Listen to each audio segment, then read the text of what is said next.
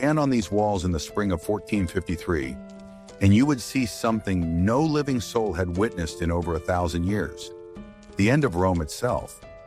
Not the Rome of marble senators and gladiators. That empire had died centuries ago, but its heart kept beating here, in a city of golden domes and towering walls, a city its own people simply called the City. For 1,100 years, Constantinople had stood as the last ember of the Roman world, untouched by the armies that toppled empires around it.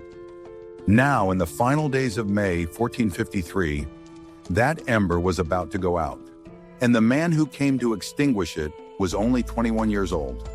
To understand what was about to be lost, you first have to understand what Constantinople was. Its walls alone were legend, the Theodosian walls, a triple line of stone and earth stretching 4 miles, unbroken by any army in 1,000 years. Behind them lived a city of 500,000 people at its peak, though by 1453 that number had fallen to barely 50,000, scattered among fields and ruins inside walls built for an empire. Still, the domes remained. The Hagia Sophia rose above every rooftop, its interior shimmering with gold mosaic, a building so vast that when it was built, people said angels must have helped raise it. Merchants from Venice and Genoa still crowded its harbors. Icons of saints watched over narrow streets where the scent of incense mixed with salt air from the Bosphorus. This was a city living inside its own memory, magnificent, fragile, and surrounded. Outside those walls in the spring of 1453, a young Ottoman sultan named Mehmed II had gathered an army few Christian cities had ever faced. Some estimates place his forces near 80,000 men, though the exact number is debated. What is certain is his obsession. Mehmed had studied the failed sieges of centuries past, the armies that had broken themselves against these same walls. He would not make their mistakes.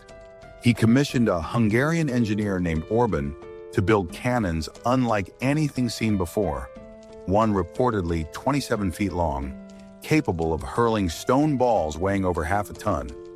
And in a move that stunned the defenders, Mehmed ordered 70 ships hauled overland on greased logs, bypassing the massive chain that blocked the harbor entrance entirely. The impossible was becoming routine. For 53 days, the bombardment never truly stopped. Byzantine Emperor Constantine XI, the last of his name to sit that ancient throne, had perhaps 7,000 defenders to hold 4 miles of wall. Among them were Genoese mercenaries under a commander named Giovanni Giustiniani, who fought with a desperation that bordered on heroism. Each night, the citizens rushed out to repair what the cannons had shattered by day, hauling stone and timber under starlight. Each morning, the guns began again.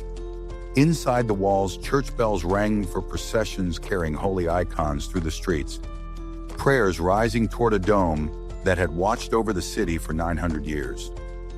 Outside, the drums of the Ottoman camp never stopped. By May 28th, both sides sensed what was coming. Inside Hagia Sophia, thousands gathered for what would become the final Orthodox service ever held beneath that dome as a church. Soldiers, nobles, priests, and citizens stood together, many believing they would not survive to see another sunrise. Outside, the Ottoman camp fell into an eerie, disciplined silence, broken only by murmured prayers before the coming assault. Constantine reportedly told his commanders that a man should be willing to die for his faith, his city, and his family. Whether or not those exact words were his, the sentiment was about to be tested by every soul behind those walls. Before dawn on May 29, 1453, the final assault began. Wave after wave of Ottoman soldiers threw themselves at the walls, and wave after wave was thrown back.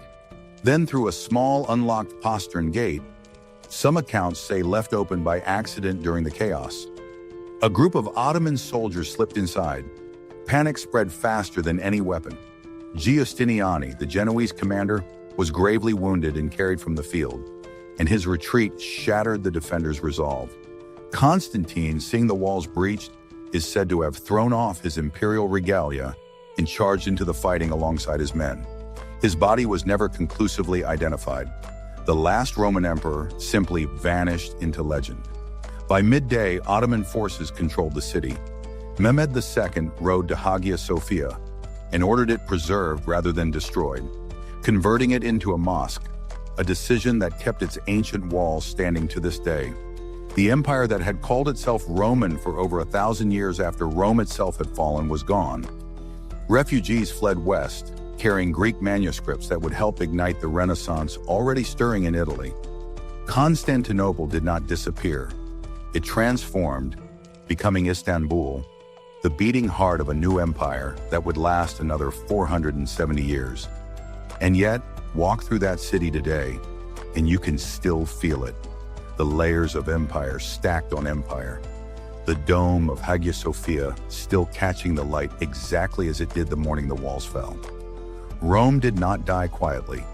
It fell in fire, in prayer, and in the desperate courage of a city that refused to believe its time was over. History never truly disappears. It just waits for someone to walk through the gates again. If you want to see the fall of another empire brought back to life, subscribe and tell me in the comments which city or civilization should be next.